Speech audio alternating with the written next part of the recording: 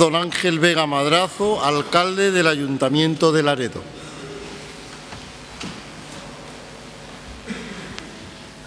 Señor presidente del Parlamento de Cantabria, señor rector magnífico de nuestra Universidad de Cantabria, señor delegado del Gobierno, señor secretario de Estado de Cultura y conferenciante en el día de hoy, alcaldes de otros municipios que nos acompañáis, senadores, diputados, diputados por Cantabria, compañeros de corporación, hijos predilectos y adoptivos de nuestra villa, autoridades académicas, civiles y militares, señoras y señores.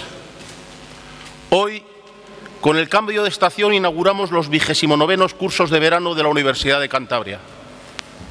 Para Laredo, como todos conocen, Los cursos de verano de nuestra universidad son algo más que el encuentro entre alumnos y profesores para certificar aquel pensamiento de Juan Miguel Hernández Cruz cuando expresaba su convicción de que el conocimiento no vale si no se comparte.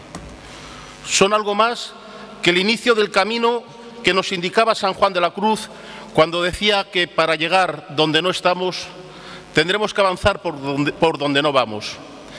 Incluso me atrevo a afirmar que para Laredo nuestros cursos de verano suponen algo más que la oportunidad de educar a nuestra juventud para, como decía Pitágoras, templar el alma para las dificultades de la vida. Para nosotros, los laredanos, los cursos de verano de la Universidad de Cantabria suponen la expresión pública de nuestra manera de ser.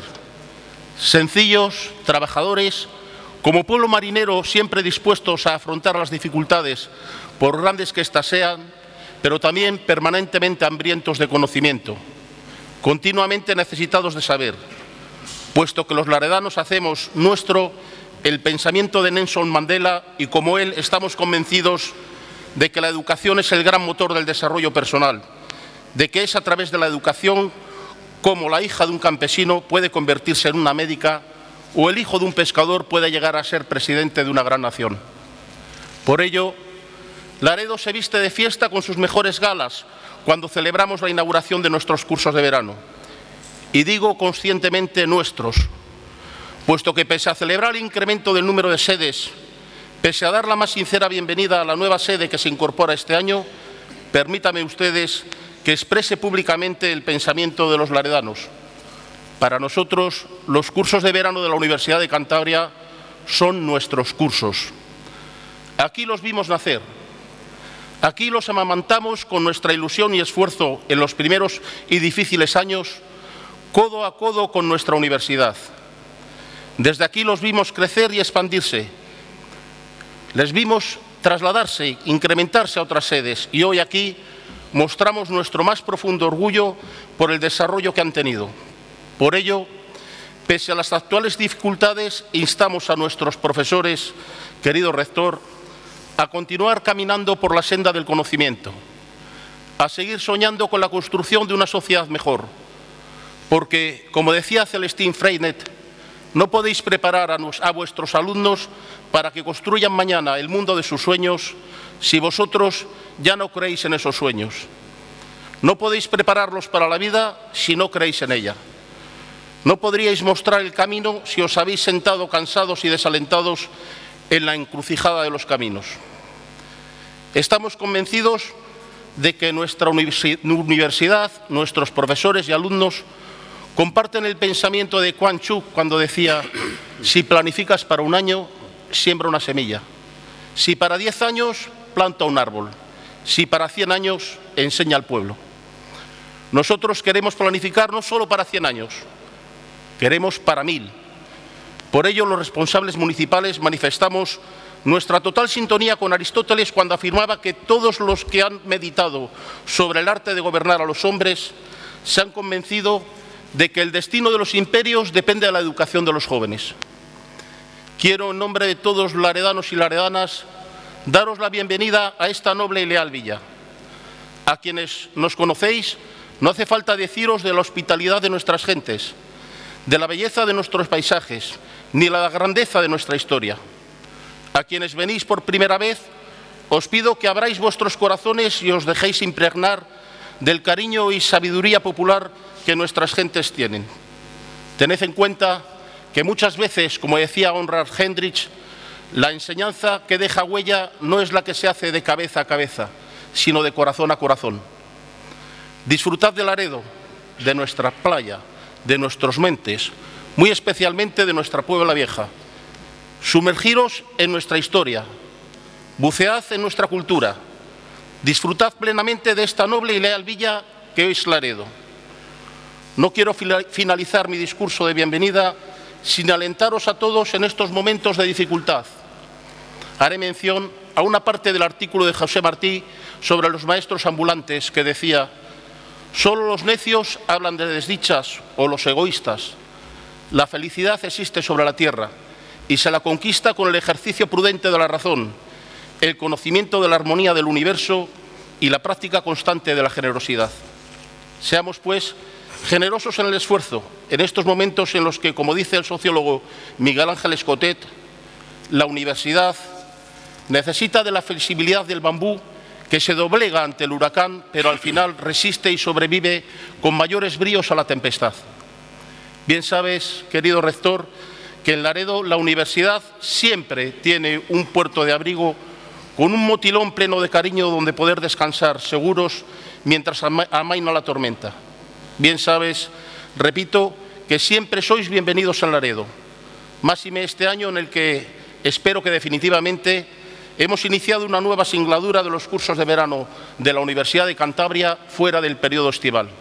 Singladura que estoy convencido servirá para, si ello es posible, estrechar aún más los lazos de Laredo con la universidad.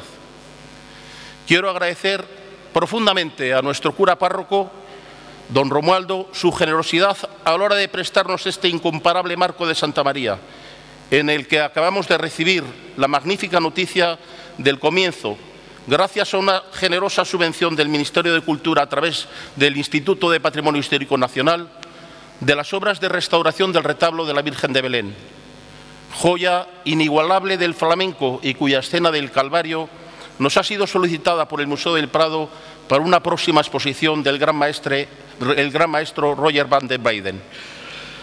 Quizás tenía razón Gabriela Mistral cuando decía que la educación es tal vez la forma más alta de buscar a Dios. Muchas gracias, querido secretario de Estado, por la parte que te toca en esta restauración. Y te pido transmitas también nuestras gracias a nuestro ministro de Cultura, señor Wert.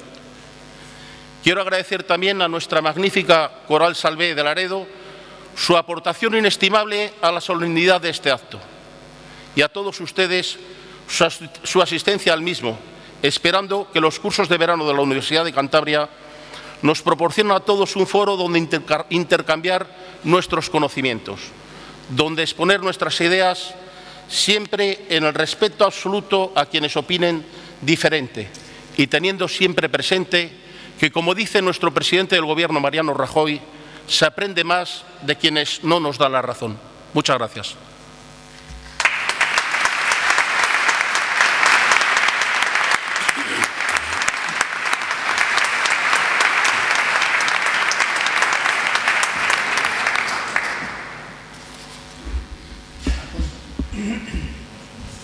A continuación, tiene la palabra don Manuel Estrada Sánchez, director general de los cursos de verano, para proceder a dar lectura a la memoria de los 28º cursos de verano de la Universidad de Cantabria.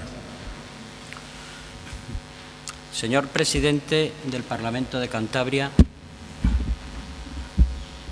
estimado rector, señor secretario de Estado de Cultura, estimada vicerrectora,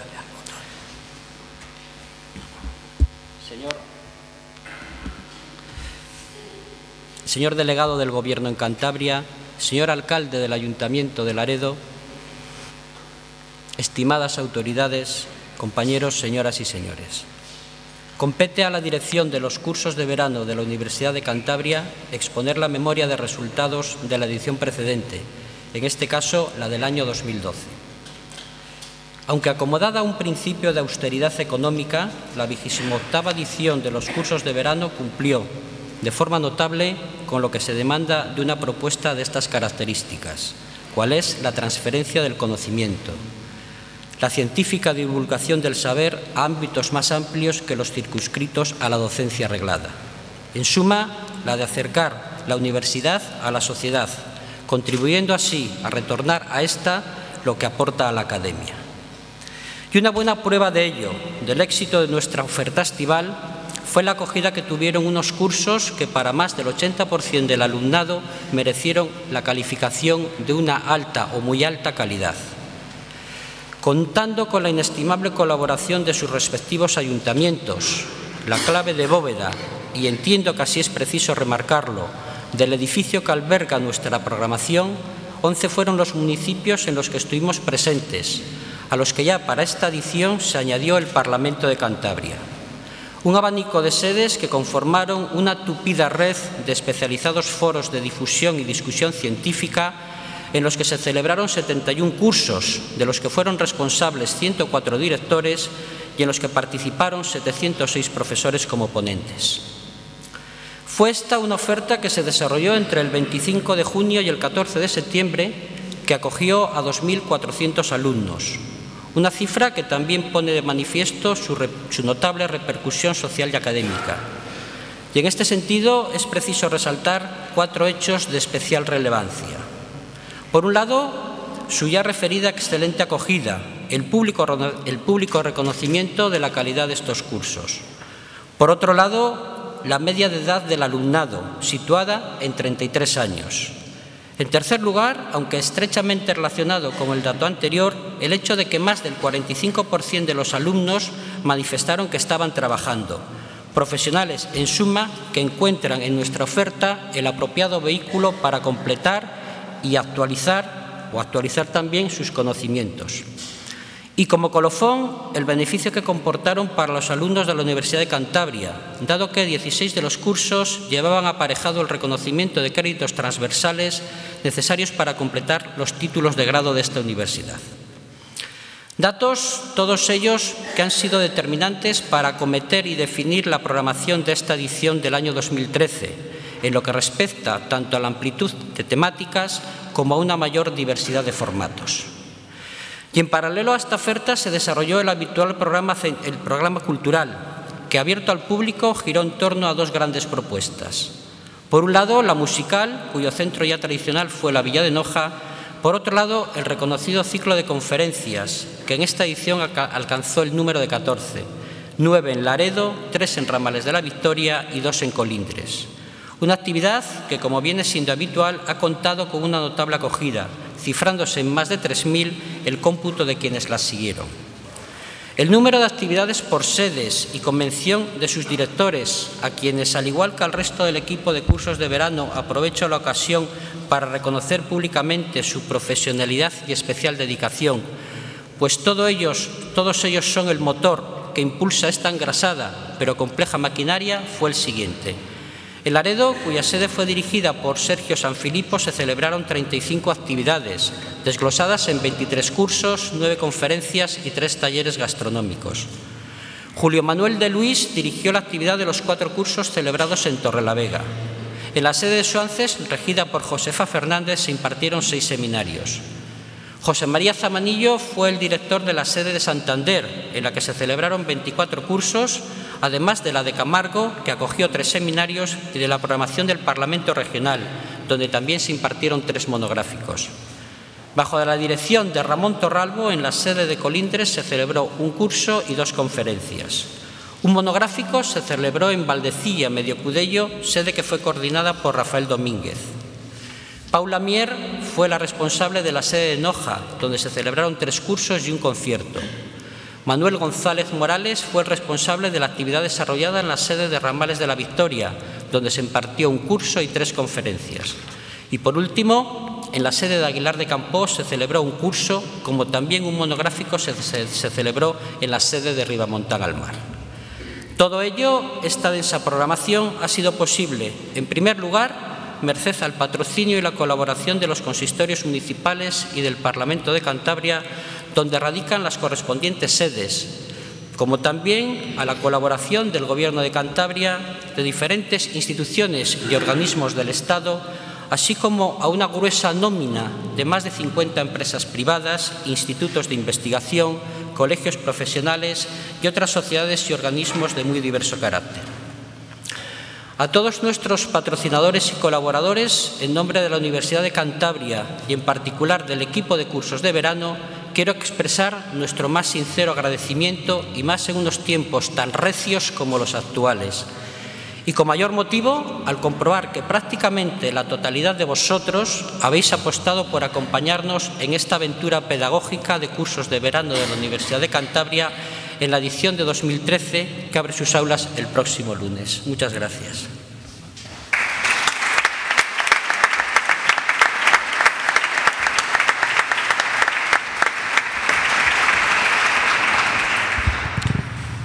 Muchas gracias, director general. A continuación tiene la palabra doña Elena Martín Latorre, vicerrectora de Cultura, Participación y Difusión, para introducir al conferenciante don José María Lasalle Ruiz, secretario de Estado de Cultura. Elena. Muchas gracias, querido rector, estimado presidente del Parlamento de Cantabria, estimado secretario de Cultura del Gobierno de España, estimado alcalde del Ayuntamiento de Laredo, querido director general de cursos de verano, estimadas autoridades y corporación municipal, compañeros, amigos, amigas, señores y señoras. Hoy tenemos el placer y el honor de contar como ponente de la conferencia inaugural de la 29ª edición de los cursos de verano de la Universidad de Cantabria con don José María Lasalle Ruiz, secretario de Estado de Cultura del Gobierno de España. En él se concitan varias circunstancias que lo avalan como conferenciante idóneo y sobradamente calificado para este acto y que nos congratulan a los responsables del mismo y, estoy segura, a todos los presentes. En la persona de José María Lasalle se conjugan las facetas de cántabro ilustre, pese a su juventud, de hijo destacado de esta tierra y paisano, pues, de muchos de nosotros. La de compañero, la de universitario brillante y prolífico, la de intelectual preocupado en la reflexión cultural y la de trabajador en y por la cultura, y también la de político precoz y tenaz. Pero vayamos por partes. Es licenciado en Derecho por la Universidad de Cantabria y doctor por la misma desde el año 1999 con la tesis titulada John Locke y los fundamentos modernos de la propiedad, un trabajo que mereció la máxima calificación, cum laude por unanimidad. Su carrera como docente universitario se inició en nuestra universidad, formando parte del elenco de profesores de la Facultad de Derecho, donde impartió clases de Filosofía del Derecho entre 1996 y 2001. En este último año se incorporó a la Universidad Carlos III de Madrid, en la que continuó ejerciendo la docencia en la citada disciplina hasta el año 2003. Labor que compaginó con su responsabilidad como subdirector del Colegio Mayor Isabel de España.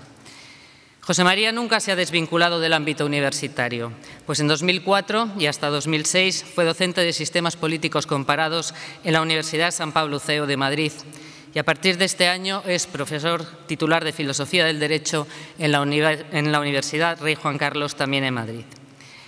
Esta intensa actividad académica ha estado jalonada de una muy notable producción científico-cultural, una abundante y sólida obra entre la que puede destacarse el premio de relato corto del Consejo Social de la Universidad de Cantabria en el año 1996, con la obra Vigilia, así como dos monografías señeras en el panorama universitario español, Locke, Liberalismo y Propiedad, del año 2001, y más recientemente una monografía de referencia en el campo del pensamiento político, Liberales, Compromiso Cívico con la Virtud, de 2010.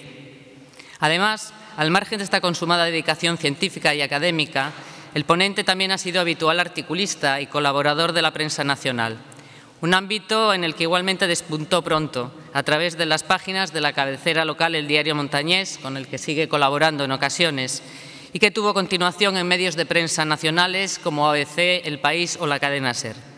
Fruto de esta actividad periodística ha sido el galardón que recibió en 2012 el Premio ABC Cultural y Ámbito Cultural por su labor en el campo del periodismo vinculado a la cultura. Su faceta política es ya también dilatada. José María Lasalle fue, a una edad temprana, director de la Fundación Carolina del Ministerio de Asuntos Exteriores en los años 2002, 2003 y 2004. A partir de esta última fecha ha sido diputado en Cortes, elegido por la circunscripción de Cantabria en la 8ª y la 9ª legislaturas, llegando incluso a tomar posesión en la 10ª, entre 2004 y 2012, por tanto. Paralelamente fue también secretario nacional de Estudios del Partido Popular de 2004 a 2008 y secretario nacional de Cultura desde 2008. El 26 de diciembre de 2011 recibió el nombramiento de secretario de Estado de Cultura, cargo que desempeña en la actualidad, como he dicho. De esta consistente y coherente trayectoria universitaria, científico-cultural y política, bien se puede inferir que nos encontramos ante un destacado e influyente intelectual de la sociedad del presente, un, como de él se ha dicho, pensador transversal y templado. A modo de ejemplo y de su conocimiento y ecuánime sensibilidad en los ámbitos de la historia y la cultura, citaré a continuación un pequeño texto sacado de su contribución al catálogo que recientemente ha acompañado a la exposición La transición en tinta china, realizada en la Biblioteca Nacional y dedicada al humorismo gráfico de esta etapa. Dice José María Lasalle de aquellos geniales testigos que gráficamente dieron constancia de esos trascendentes momentos. Con sutil ironía, descarada malicia o brutal sarcasmo, estos dibujantes impulsaron el proceso político, incluso anticipándose al mismo. Eran los divertidos heraldos de la libertad. Voy a terminar esta semblanza con otra frase, esta vez pronunciada por el secretario de Estado de Cultura en una no muy lejana comparecencia en el Congreso. Una frase que el equipo de gobierno de la Universidad de Cantabria suscribe, y yo muy especialmente. Una frase cuyo eco quisiera que quedase aquí flotando. La cultura no es un artículo de lujo, sino una inversión. Porque, como muchos de los que sobre ella han dicho y escrito, en la cultura tenemos un recurso básico de riqueza y de desarrollo personal, al tiempo que un reducto fundamental de libertad. Seguidamente, nuestro invitado disertará sobre el tema Cultura y Poder, una afinidad electiva, un título sin duda sugerente y estimulante, cuando no provocador, que con seguridad nos moverá hacia una reflexión del mayor interés. En nombre del equipo de gobierno de la Universidad de Cantabria y en el de sus cursos de verano, muchas gracias, José María, por su presencia hoy aquí con nosotros.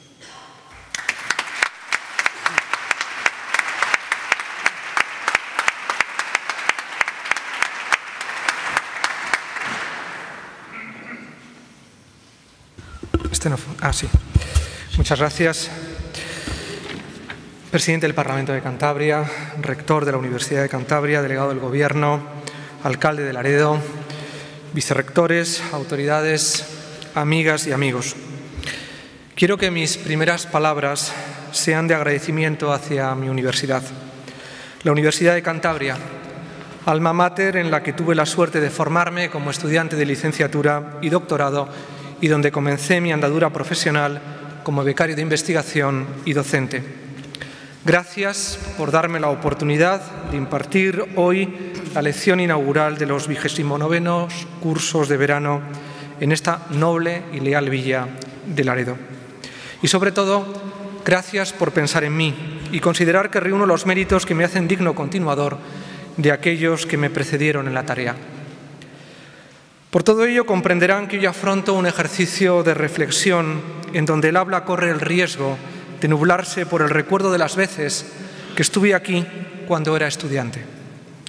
Y aunque han transcurrido ya un buen puñado de años, sin embargo, todavía puedo encontrar en mi memoria el eco del momento en que estuve sentado entre el público que, como ahora, acoge esta bella y centenaria iglesia de Santa María de la Asunción. Así que permítanme una breve licencia literaria que anticipará la conclusión principal de lo que me propongo decir a continuación. Imagínense que, como en un cuento de Borges, quien se dirige a ustedes pudiera cruzar la mirada con aquel que fue cuando era estudiante y desafiar de este modo la resaca del tiempo transcurrido. Es más, hagamos posible que quien habla y escucha se reconozcan entre estos muros y que el primero envíe al segundo algún consejo que le ayude a eludir los escollos de la vida que media entre ambos. ¿Qué le diría el secretario de Estado de Cultura al doctorando que inicia su andadura investigadora? Lo primero, que no baje los ojos ante el orador, porque es bueno tener la oportunidad de verse en el espejo del que nos convertiremos si la vida demuestra con nosotros lo que intuimos que es y no nos atrevemos a reconocer, una misteriosa e impredecible combinación de azar, destino y carácter. Y lo segundo que le diría es que, a pesar de la crisis que nos abraza brutalmente, de la subida del IVA que pesa gravemente sobre parte de la cultura, de los recortes que la achican injustificadamente y de la sinrazón tecnológica que la arrincona al santificar lo utilitario y práctico, no dude en leer más de lo que ya lee. Vaya más al cine y al teatro, escuche más música y visite más museos y exposiciones de lo que ya lo hace. Y como sé que el estudiante que fui preguntará por qué le he dado estos consejos, el secretario de Estado que soy seguirá guareciéndose detrás de esta licencia literaria y no dudará en responderle que la cultura es una ayuda impagable que permite descubrirnos a nosotros mismos mientras el tiempo camina a nuestro lado sin darnos cuenta de ello. Por eso, la cultura ha sido, es y será una dicha necesaria que trasciende las cifras y la austeridad, porque aunque no puede hacernos mejores, sin embargo, nos permite ser más profundos y críticos, empezando por nosotros mismos. Pero deshagamos el entuerto borgiano, rompamos la fantasía literaria y descendamos a la realidad, aunque sin olvidar los consejos que acabo de dar desde esta tribuna, porque enhebran el hilo conductor que nos ayudará a no perdernos en el laberinto de la lección que he titulado Cultura y Poder, una afinidad electiva. Queridas amigas y amigos, bastaría echar un vistazo a la historia para comprender que la cultura nunca ha sido ajena al poder, sea cual fuere la forma o formas en la que éste se manifiesta, ya sea a través de su formulación más explícita, como es el monopolio legítimo de la violencia, ya sea a partir de sus formulaciones más sutiles y difusas, como son los oligopolios del conocimiento que encarnan las instituciones ligadas al saber y la ciencia, el poder siempre ha interactuado con la cultura. De hecho, esta ha sido y es un contenido que forma parte de la exhibición habitual y cotidiana de la autoridad que acompaña el ejercicio del poder cuando impone su capacidad de decisión a la sociedad. Por ser más concreto y por utilizar la siempre plástica terminología latina, tanto la auctoritas como la potestas como el imperium que una sociedad tiene y se reviste de atributos culturales para desempeñar sus funciones o se relacionan con la cultura para proyectarse como tales. Una parte sustancial y no precisamente menor de la visibilidad cultural se basa en relaciones de dependencia con el poder, o si lo profieren, los poderes. Estas relaciones configuran una subtrama dentro de las microfísicas del poder que, según Foucault, organizan reticular y transversalmente las estrategias de normalización que sustentan y hacen viable la estabilidad de las sociedades. Si nos asomamos a nuestro patrimonio histórico y a los testimonios más antiguos de las artes, comprenderemos que la cultura ha sido una de las manifestaciones externas del poder. Vestimenta amable de la autoridad y también expresión de la vocación trascendente y carismática que acompaña al liderazgo, su presencia nos retrotrae a los primeros testimonios materiales de la historia. Bien podría afirmarse que dentro del complejo poliedro a través del que se materializa el poder, la cultura ha sido uno de los rostros más singulares y duraderos. Gracias a él, ha conseguido socializar y dulcificar la violencia y las estructuras jerarquizadas que acompañan los relatos legitimadores que explican o justifican la necesidad del poder. Pero cuando hablo de cultura, no me estoy refiriendo a la cultura en un sentido suntuario ni tampoco consuetudinario. Tampoco la reduzco a lo que podrían considerarse como las bellas artes. La cultura que menciono ha de ser entendida en un sentido más amplio y general. Me refiero con ella a un conjunto de experiencias individuales y colectivas que aglutinan un imaginario simbólico, acumulado generacionalmente y que sugiere un repertorio extenso y polisémico de respuestas al sentido o sin sentido de nuestra existencia individual y colectiva en el mundo. De ahí que, por encima de cualquier otra consideración, la cultura sea una experiencia que acompaña a la humanidad desde sus orígenes, al menos desde que el ser humano tuvo que enfrentarse a la crisis que le planteó indagar sobre el sentido de sí mismo y logró codificarlo en algún imaginario simbólico que sobrevivió a su artífice. Quizá por eso recientemente Umberto Eco decía que la cultura no está en crisis, sino que es crisis. Brota de ese inconsciente agónico y tentativo que nos arrastra a querer atender la urgencia de explicarnos, explícita o implícitamente a nosotros mismos y a los demás, lo que somos y por qué somos lo que parecemos ser.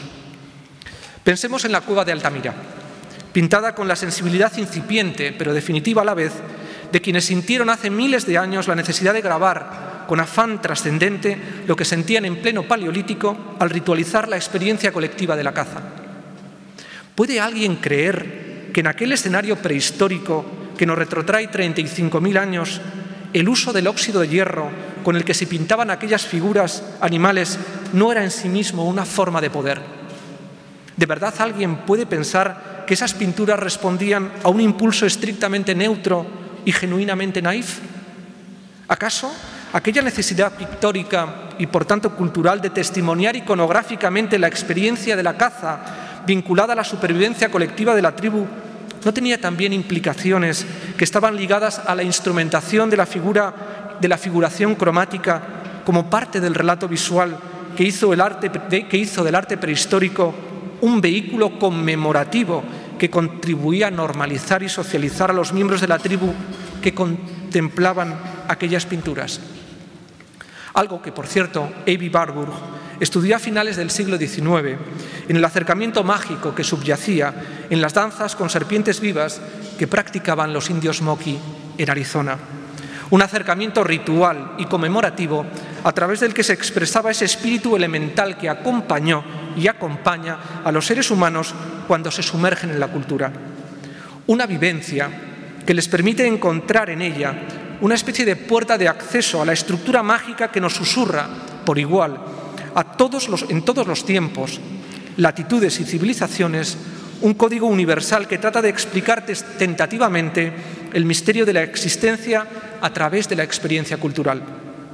Un código que debemos descifrar y que llega incluso hasta nuestros días, pues también dentro de nuestra cultura de masas, mercantilizada y desacralizada, que sufre la tentación de la banalización monetizada y consumista, subyace, a pesar de lo que dijera Walter Benjamin, la posibilidad de lo que éste denominó el aura, y que no es otra cosa que esa experiencia irrepetible de autenticidad que nos proporciona la cultura cuando tiene vocación de eternidad.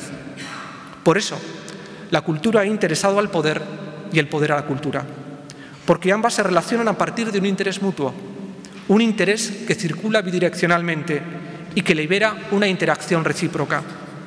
Y es que el poder necesita posicionarse con respecto a los efectos deseados e indeseados de la experiencia cultural. Y a la vez, la cultura necesita al poder para subvenir la producción creativa y, de paso, oficializarla mediante su reconocimiento e institucionalización. El activador de este interés bidireccional reside en que la experiencia cultural es un fenómeno que libera una capacidad interpretativa del mundo y de nosotros mismos que puede llegar a ser relevante como factor incluso de cambio social, si se generaliza exponencialmente dependiendo de las circunstancias. Un fenómeno que nace de la potencialidad subversiva que aloja en su seno la creación cultural y que, por resumir, reside en el hecho de que la cultura contribuye decisivamente, como decía Albert Hoffman, a que cada individuo pueda ser un creador de sí mismo, un creador que reinvente de nuevo su propio mundo. Por tanto, si la cultura aloja en su seno una potencialidad extraordinaria de sugerencias que puede espolear peligrosamente el espíritu humano, no es de extrañar que el poder haya querido desplegar sobre ella una estrategia de vigilancia más o menos difusa que al mismo tiempo le ha permitido, con la excusa de su fomento, condicionarla y utilizarla para sus propios fines. De ahí que a lo largo de la historia el poder no haya bajado la guardia a la hora de interactuar con los promotores de la experiencia cultural y con la cultura misma, y que estos, a su vez, no hayan dejado de sentir la tentación de querer influir en el curso de la historia o, más mundanamente, pasar a la posteridad mientras se disfruta el favor o el halago de los poderosos.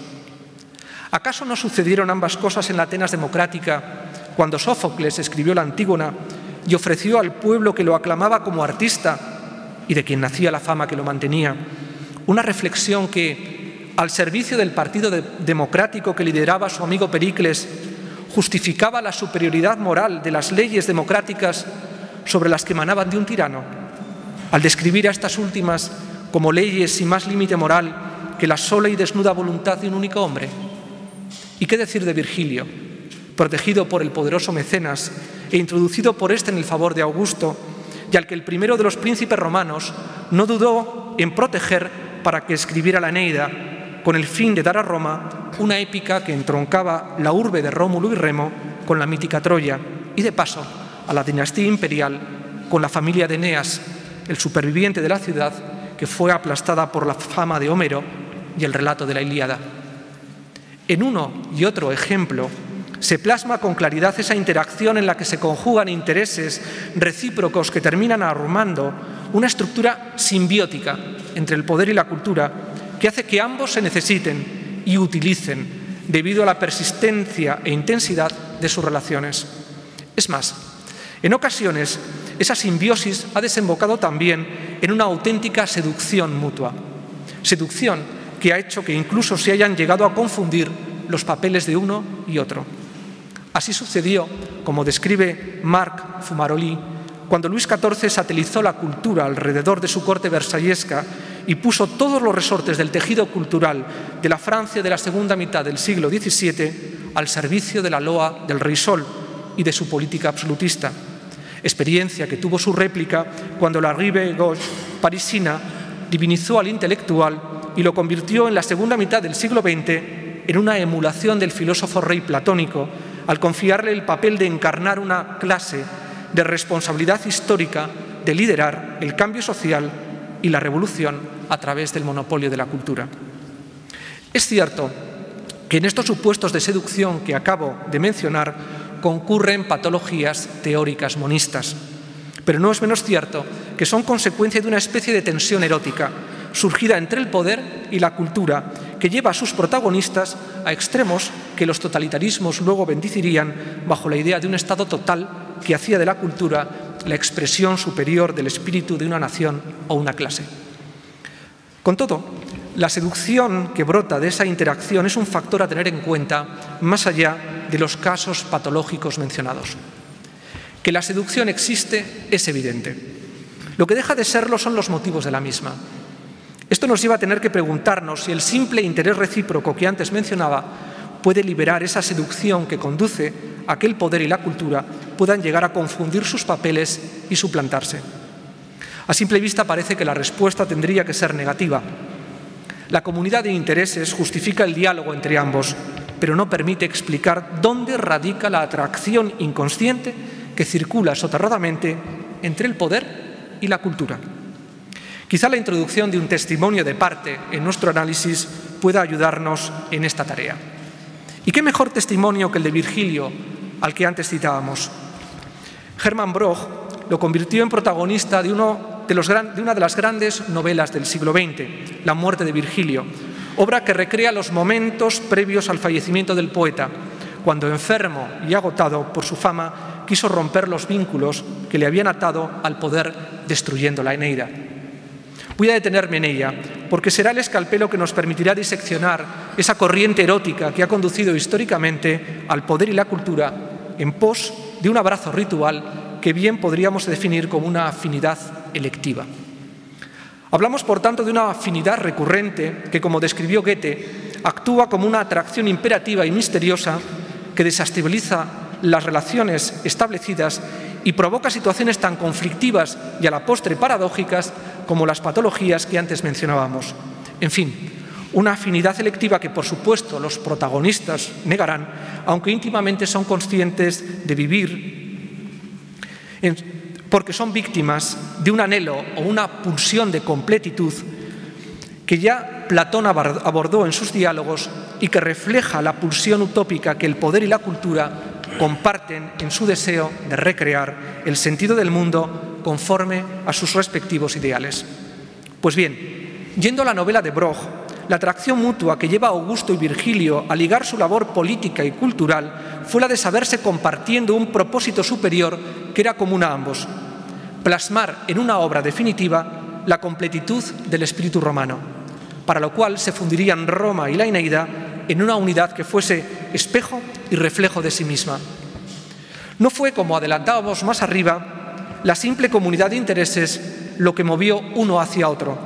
Fue la seducción de saberse autores que estaban compartiendo una identidad de propósito que era majestuosa, suplantar la realidad a través de una experiencia simbólica que hiciera de Roma una obra de arte total que desafiara al tiempo con la solidez de un imperio que oscurecía al de Alejandro y la belleza de una lengua que silenciaba al griego de Homero.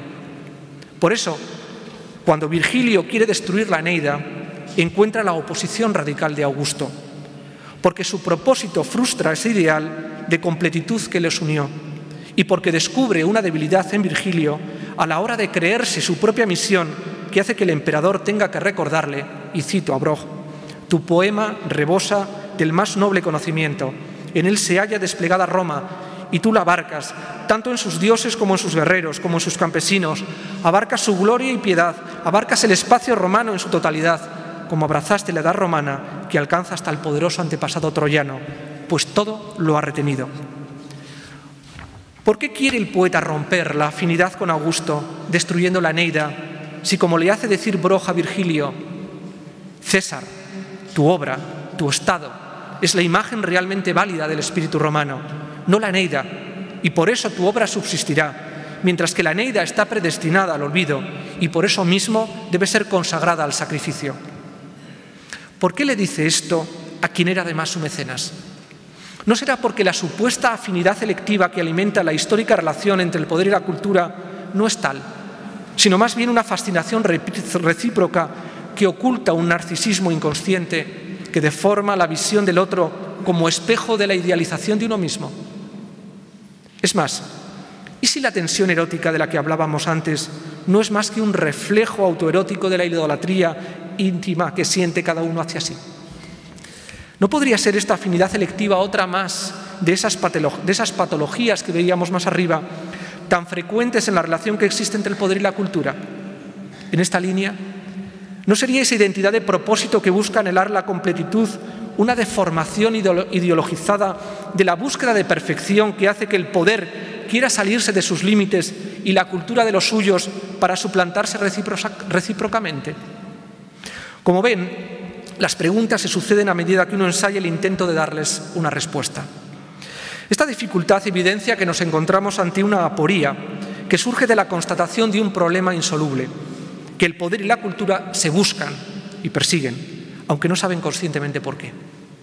Concurre en ellos una afinidad tan recurrente como misteriosa e inexplicable, que hace, eso sí, que compartan la soberbia de creerse capaces de crear lo perdurable a partir de cosas tan perecederas como las leyes y los gobiernos o el arte y el conocimiento, pues ¿acaso no olvidan ambos que ni la justicia, ni la belleza, ni por supuesto la verdad inciden en la existencia, sino que tan solo logran abolir esta de forma simbólica? Con todo, y por no eludir una respuesta a la cuestión que preside esta lección inaugural, no negaré que la afinidad entre poder y cultura existe, aunque no está claro que sea posible calificarla como electiva, pues, como acabo de señalar, bien podría ser el producto de una fascinación onanista que persiguiera el propio ideal a través del deseo frustrado del otro. Bien, la manifestación compartida de una hibris utópica que tendiera por principio a olvidar que tanto la cultura como el poder son siempre idealizaciones temporales de una realidad a la que tratan de suplantar.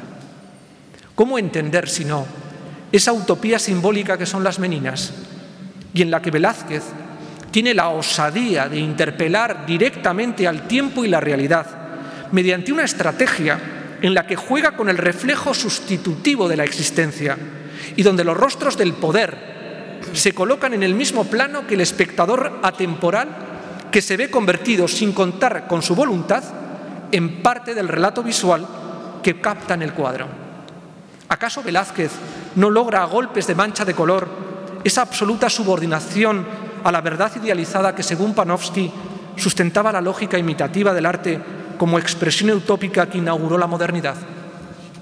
Llegados aquí, y tras constatar que estamos dentro del laberinto al que les dije que llegaríamos cuando comenzaba la exposición, sería bueno que recuperásemos el hilo que nos permitiera salir de él y de paso terminar la lección que nos ocupa.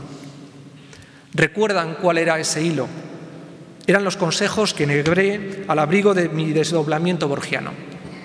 Unos consejos que dirigí al doctorando que fui y que consistían en aprovechar los 20 años que nos separan para leer más, ver más cine, ir más al teatro, a museos y exposiciones, porque la cultura no puede hacernos mejores, pero sí más profundos y críticos, empezando por nosotros mismos.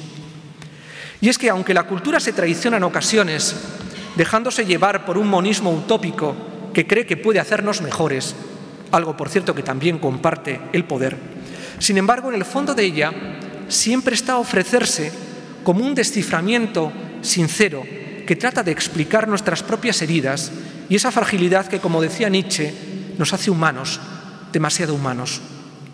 Esto que acabo de afirmar me permite volver a Broch y a la muerte de Virgilio, concretamente a la decisión que lleva al poeta a desear la destrucción de la Eneida. Y es que en esa decisión reside el secreto de la portentosa capacidad de sugerencia que tiene la cultura para desatar el espíritu humano y moverlo apasionadamente a querer reinventarse a sí mismo y su mundo. Por eso la cultura es tan peligrosa para el poder y, que perdone el secretario de Estado que soy, tan necesaria. Porque la cultura debe ser siempre atendida como una necesidad que impide que el hombre se barbarice, víctima de sus propias debilidades y frustraciones. Porque la cultura nos ayuda, más que nunca, a que todos, que somos víctimas de la crisis que padecemos, podamos repensar con sinceridad los motivos más profundos que nos han conducido hasta ella. Porque la cultura despliega un sentido de autenticidad que es la causa de que aquel que se entrega a ella pueda ser más profundo y crítico. Virtudes ambas que nos conectan con ese diario político de la Ilustración, que sigue siendo soporte de cualquier ciudadanía responsable y el fundamento que debe presidir unas relaciones saludables entre el poder y la cultura. Pues bien, ¿por qué el Virgilio de Broch quiere quemar el poema épico que le atribuía la inmortalidad? Porque no se veía digno de ella. Porque la afinidad que le unió a Augusto había hecho de él un instrumento del poder que lo utilizó, pero que él, a su vez, no dudó en utilizar para conquistar sin discusión los laureles de la fama. Porque la náusea de saberse víctima de su propia soberbia le llevó a sentirse culpable de haber querido la inmortalidad de presidir el Olimpo de la cultura oficial. De ahí que su ejemplo imitativo nazca del gesto valiente de su renuncia, que no es otro que expiar la hibris que lo devoró como persona, enmudeciendo como autor, esto es, quemando la obra que le catapultó como poeta oficial y, de paso, destruyendo el pasaporte definitivo hacia una inmortalidad de la que no se sentía merecedor. Un ejemplo que solo la cultura es capaz de brindarnos al hacerla poseedora de esa pulsión imitativa que la intimidad inesperada con ella puede liberar en cualquiera de nosotros y cuando menos lo esperamos. Y un ejemplo que justifica, una vez más, que veamos en la cultura respuestas a la crisis que siempre acompaña el difícil devenir de la existencia humana. A la vista de ello, ¿podemos prescindir de la cultura en estos momentos? ¿Podemos justificar la reducción de su peso y su protagonismo? Podemos marginarla. Y no hablo de los presupuestos que le destinan las administraciones, que también, por la lógica de una cosmovisión científico-técnica y utilitaria que degrada su profundidad crítica a un papel anecdótico o que la inserta en un relato de consumo de masas en donde se ve homogeneizada bajo el peso de una trivialización. Afirmo rotundamente que no. Y lo digo con la insatisfacción moral y el sentido de culpa de no conseguir para la cultura el justo tratamiento que se merece en nuestro país. No solo por la crisis, sino porque estoy convencido de que únicamente con la cultura y desde la cultura se puede impedir la consolidación de esa barbarie que asola nuestras sociedades avanzadas y que no es precisamente aquella que invocaba Cavafis. La crisis no afecta a esos bárbaros que, en palabras de Alessandro Barico, tienden a leer únicamente los libros cuyas instrucciones de uso se hallan en lugares que no son libros. No, la crisis los retroalimenta, hace que crezca la influencia de esos bárbaros al convertirlos en el fenotipo rey de una mentalidad que busca que las cosas se adapten a su imposibilidad de elevar a experiencia la grisura de su cotidianidad. Refuerza su capacidad para incluso banalizar más la cultura al fomentar el apetito espectacular de homologarse a un tiempo que ha dejado de creer que el camino para el sentido está en el dolor de la búsqueda de nuestra propia identidad, y expande su protagonismo como un tsunami silencioso que va anegando los reductos y santuarios culturales que todavía subyacen bajo la fisonomía humana y favorece la mutación de ésta en el rostro de una barbarie que sustituye la reflexión por la velocidad. Quiero simplemente que mires a tu alrededor y tomes conciencia de la tragedia. ¿Y cuál es la tragedia?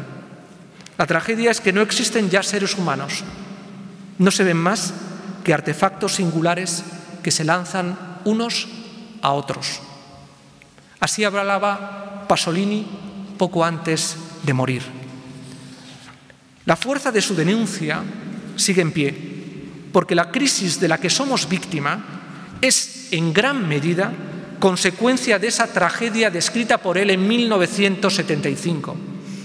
Si sus palabras ya no nos conmueven o ni siquiera nos hacen pensar, entonces es que la barbarie se ha instalado definitivamente entre nosotros como un poder, ahora sí con mayúscula. Pero si lo consiguieran, si nos hicieran sentir la hondura de esa tragedia que describen, entonces es que a pesar del pesimismo todavía subyace la esperanza como posibilidad. Y cómo no, de la mano de esa experiencia única que nos aporta la cultura. Muchas gracias.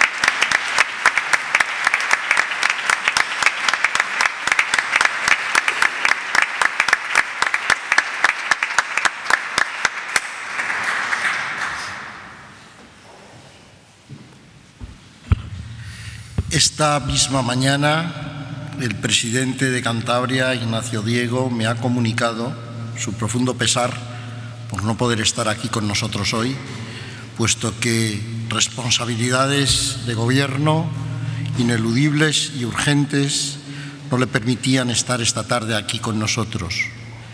Es por eso por lo que tenemos el placer de compartir la presidencia de este acto con el excelentísimo señor don José Antonio Cajigas Rodríguez, presidente del Parlamento de Cantabria, al que le doy la palabra.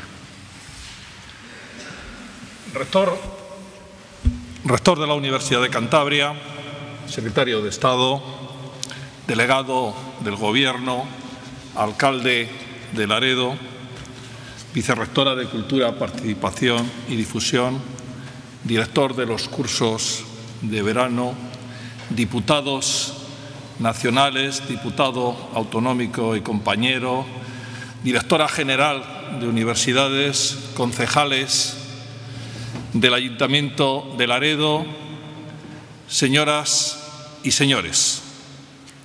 La verdad es que el rector me ha hecho un atraco esta mañana, porque a la 1 del mediodía me ha comunicado que tenía que presidir, y no solamente presidir, sino hablar en este acto. Así que intentaré ser rápido y decir pocas palabras que, por otro lado, serán mis sentimientos sobre los cursos de verano y la relación de la sociedad de Cantabria con la universidad. Pero permítanme que, en primer lugar, quiero felicitar al profesor José María Lasalle por su brillante e intensa lección inaugural. He disfrutado, y además como exconsejero de Cultura, de ese análisis que ha hecho del binomio entre cultura y poder, que es efectivamente ese binomio que yo le podría llamar también de amor y odio. Ha hecho una reflexión fantástica, espléndida, y yo quiero agradecérselo en primer lugar. Al inaugurar hoy la 29ª edición de los cursos de verano de la Universidad de Cantabria, debo en primer lugar manifestar en nombre del Parlamento y en el de toda Cantabria la satisfacción porque, una vez más, los pueblos y ciudades de Cantabria y el propio Parlamento se van a convertir en escenarios de difusión del saber y del conocimiento generado por nuestra universidad.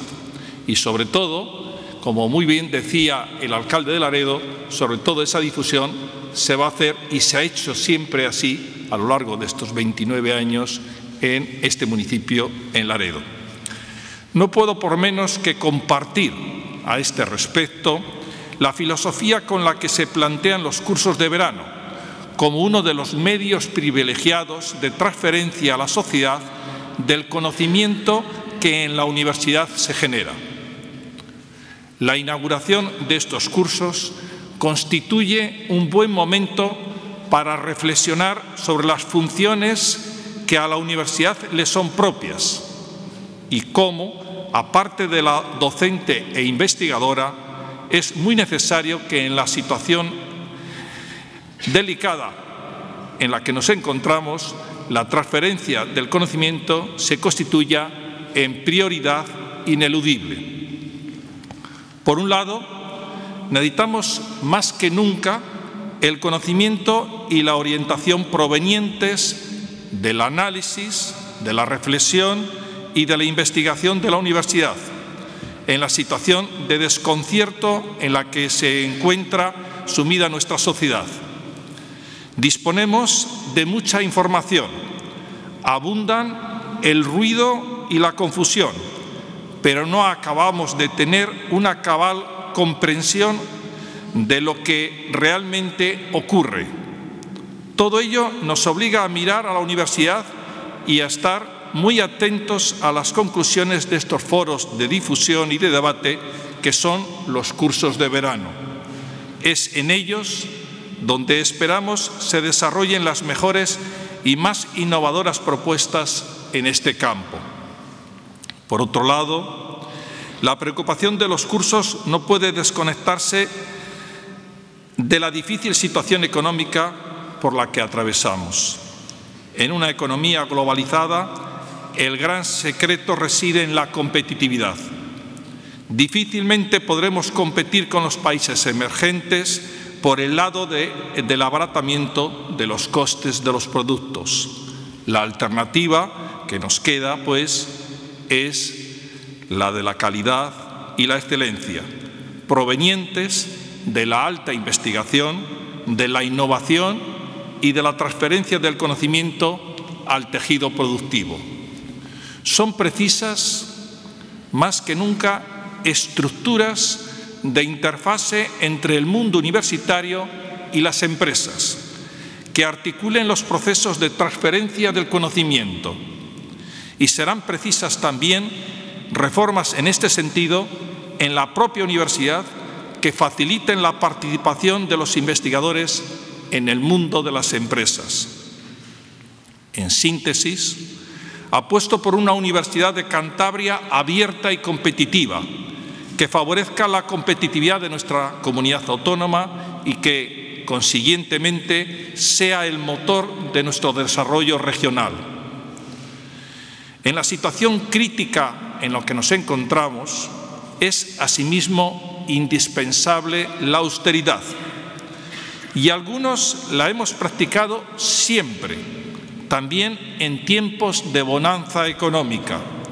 Si todos hubiéramos practicado esta virtud, tendríamos ahora con toda seguridad menos dificultades.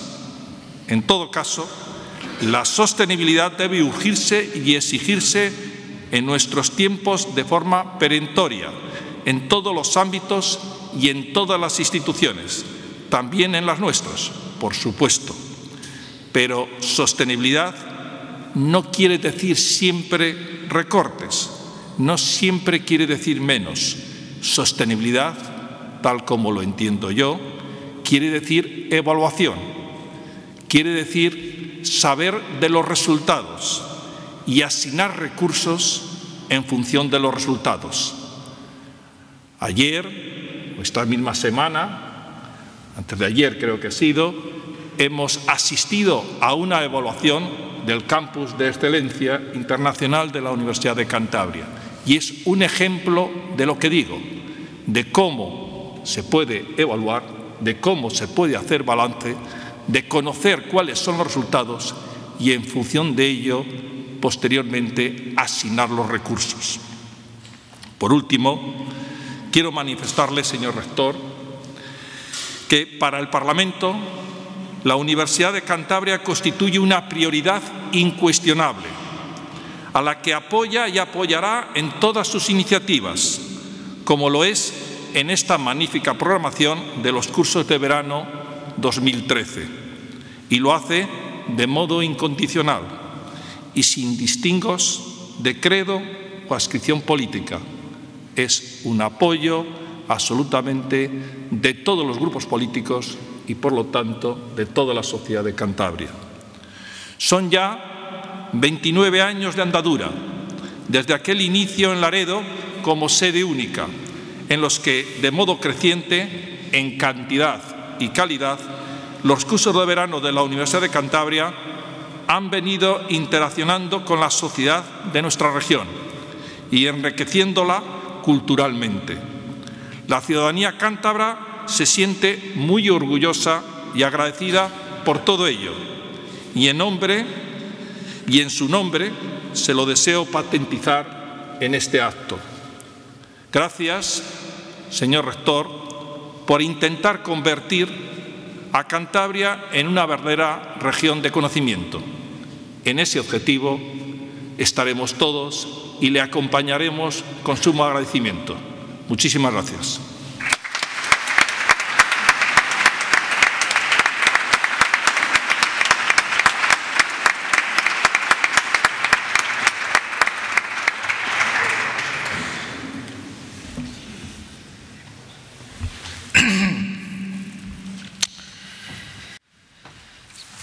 Señor presidente del Parlamento de Cantabria, estimado secretario de Estado, profesor Lasalle, estimado alcalde del Ayuntamiento de Laredo, señor delegado del Gobierno en Cantabria, querida directora general de universidades, diputados autonómicos, nacionales,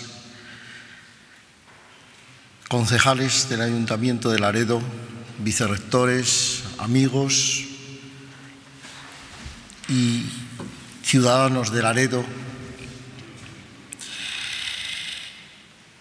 Quiero decir que un año más nos encontramos en este marco de Santa María de la Asunción de Laredo, una iglesia que empezó a construirse justo cuando las primeras universidades se gestaban en Europa.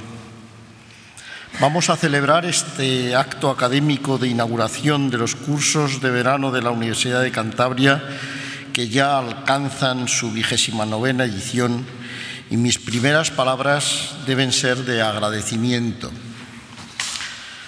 al alcalde de Laredo, Ángel Vega, por su implicación absoluta. Me comentaba el otro día que el verano en Laredo ya no se puede concebir sin los cursos. Y yo añadiría que es también difícil imaginarse la Universidad de Cantabria en verano sin sus cursos en Laredo y en otras ciudades y pueblos de Cantabria. Tus palabras, querido alcalde, me han llegado profundamente. Y además me han llegado porque estoy convencido de ello, que son ciertas. La Universidad de Cantabria no te va a fallar. La Universidad de Cantabria siente a Laredo con un cariño especial porque juntos empezamos a andar un camino de transmisión del conocimiento y de traer aquí a Laredo y a Cantabria aquello que nosotros estábamos trabajando en nuestras aulas y en nuestros laboratorios. Contarás con nosotros siempre. Y nosotros sabemos que en estos momentos escuchar palabras como las que nos has dedicado nos gratifican profundamente y te las agradecemos. Pero quiero también ampliar mi gratitud a los otros alcaldes de las sedes de Torrelavega, Suances, Santander, Colindres, Ramales de la Victoria, Camargo, Noja, Ribamontana, Almar, Polanco, al Pilar de Campó y al presidente del Parlamento, cuya aportación hace de su sede una de las más emblemáticas en la propia concepción de los cursos. Sabemos el gesto que supone para todos ellos contribuir económicamente en estos momentos a desarrollar este tipo de actividades, pero nos hemos conjurado, la universidad y las ciudades y los pueblos de Cantabria, para que nuestro saber, nuestro conocimiento, el de su universidad, siga saliendo fuera de las aulas y llegue a los ciudadanos, a la gente, y que nadie entienda este término como algo despectivo o de menosprecio, sino en su acepción de gens latina, un conjunto de personas que trascendía muchas veces el propio ámbito familiar y que dignificaba a sus miembros.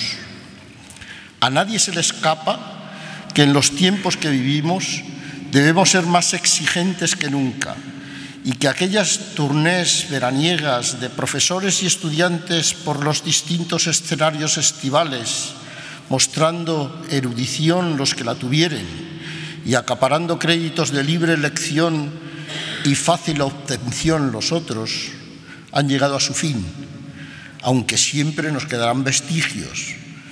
Ahora debe privar la calidad y la capacidad de transmitir, que los cursos sean útiles y que la gente pueda acceder al conocimiento de muchas cosas que ignora.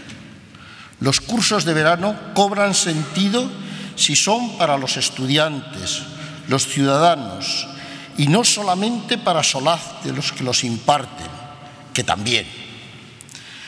En esta labor estamos y hay que reconocer la enorme tarea que en este sentido están desplegando tanto la vicerrectora Elena Martín como el director de los cursos, el profesor Manuel Estrada. Me van a permitir señalar algunos detalles propios de estos cursos. Este año, algunos profesores han renunciado incluso a su remuneración en los cursos, aunque evidentemente esta práctica no es ni conveniente ni creo que deba perpetuarse. Hay también varios cursos que se imparten en fin de semana para que puedan ser seguidos por profesionales activos. Se han promovido acciones de becas y ayudas para que todos los interesados puedan participar en los cursos. ¿Y saben ustedes que se han programado varios cursos como respuesta a la demanda social que de este tipo de formación había? Queremos que en pocos años un nuevo modelo de cursos de verano, acorde con los nuevos tiempos, sea reconocido y que, como otras tantas veces, la Universidad de Cantabria sea pionera en su concepción y establecimiento. Mi agradecimiento va también para nuestro invitado, el profesor José María Lasalle, en estos momentos secretario de Estado de Cultura. Y ello por dos motivos principales: por su calidad de profesor universitario, formado en nuestra Facultad de Derecho, y porque desde su responsabilidad en cultura nos ayuda y ha ayudado a reflexionar sobre el hecho cultural. Su excelente lección de hoy es una prueba de ello y hemos podido disfrutar realmente con un inmenso placer de lo que es cuando la inteligencia cubre y vuela por encima de todos nosotros. Muchísimas gracias. Reflexión del hecho cultural, que es una reflexión perpetua y que siempre en los momentos de crisis se hace más necesaria y oportuna. Y vuelvo a citar a Umberto Eco, que decía en una reciente entrevista: la cultura no está en crisis, es una crisis continua. La crisis es condición necesaria para su desarrollo. Y me van a permitir una pequeña licencia de físico, porque diría que si este desarrollo fuese proporcional a la magnitud de la crisis, nos vamos a convertir en poco tiempo en el foco de la cultura mundial. En fin, no hay mal que por bien no venga. Aprovechando la presencia de César Tolosa, presidente del Tribunal Superior de Justicia de Cantabria hace un año, en este mismo acto me permití hacer una defensa de lo que representan nuestras instituciones. Y hoy me he sentido tentado de hacer una apología de la necesidad de la cultura en nuestra sociedad del siglo XXI. Sin embargo, me voy a limitar a transmitir algunos apuntes personales sobre mi percepción y experiencia de lo que significa la universidad, la cultura y su valoración. La cultura yo la entiendo como el cúmulo de saberes, capacidades, creaciones y percepciones que le son propios al ser humano. La cultura no es patrimonio de nadie, se encuentra allá donde el ser humano se desarrolla, tanto en las tribus recónditas de la Amazonía como en las calles del village neoyorquino. La cultura es sensibilidad, capacidad de sentir, capacidad de crear y transmitir. Y es aquí donde la universidad debe ser consciente de su papel como mediadora en la construcción de la cultura, para que el ser humano pueda desarrollar su propia naturaleza como permanente creador y proporcionar las claves para que esas creaciones puedan ser transmitidas y captadas por los ciudadanos. Para definir al hombre culto, podríamos decir con Terencio, en un sentido más bien panteísta: homo sum, nil humani a me alienum puto. Hombre soy, nada de lo humano considero ajeno. Pero no nos engañemos, no caigamos en la ingenuidad y estemos vigilantes para saber detectar aquello que no es verdadero, los falsos cultos o aquellos que, como en todas las facetas de la vida a veces sucede, no hacen bien su trabajo. Tengamos criterio, no dudemos en ponerlo de manifiesto, como hizo Molière en el siglo XVII, mostrándose despiadado con la pedantería de los falsos sabios, la mentira de los médicos ignorantes, la pretenciosidad de los burgueses enriquecidos, el fingimiento de los ambiciosos, en suma, los falsos adoradores de la cultura. Molière siempre apostó por la juventud, que no acepta convencionalismos ni imposiciones, y según nos recuerda la filósofa Hannah Arendt, dice: está en la naturaleza de la condición humana que cada generación nace en un mundo viejo. Así, preparar a una generación para un nuevo mundo solo puede significar que uno desea apostar por los recién llegados para que tengan su propia oportunidad por lo nuevo. ¿Qué mejor objetivo para una buena universidad? He repetido en varias ocasiones, y en este mismo acto el año pasado, que la Universidad de Cantabria debe ser un instrumento capital para la reactivación económica y cultural de nuestra región, lográndolo solamente con el poder que seamos capaces de ir adquiriendo por el convencimiento de nuestra capacidad y realizaciones concretas.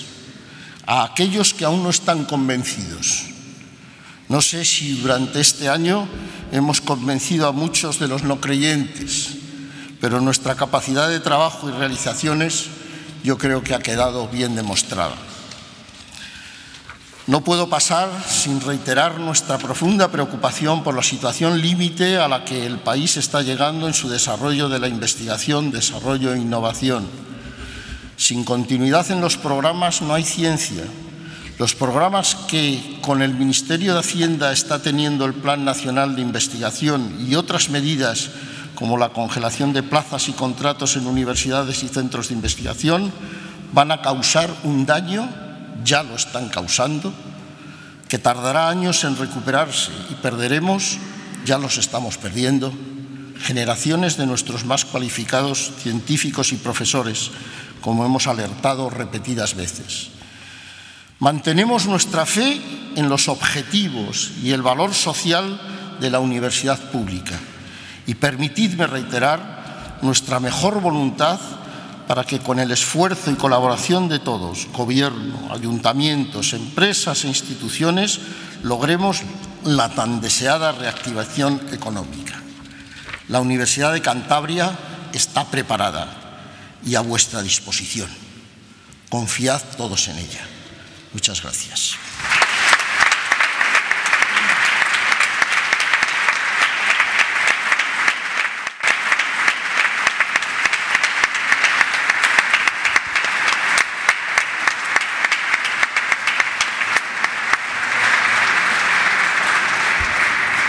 Quedan inaugurados los 29º cursos de verano de la Universidad de Cantabria.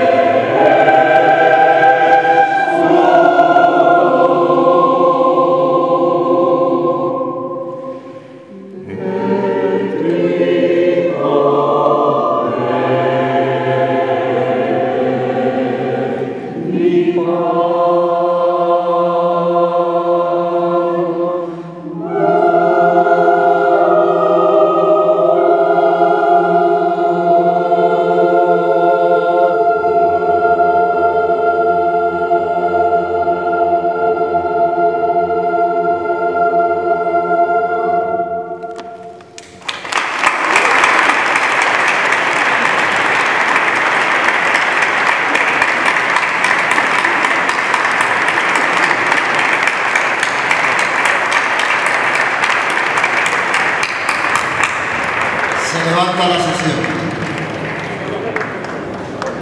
Nos vamos por España. Espera.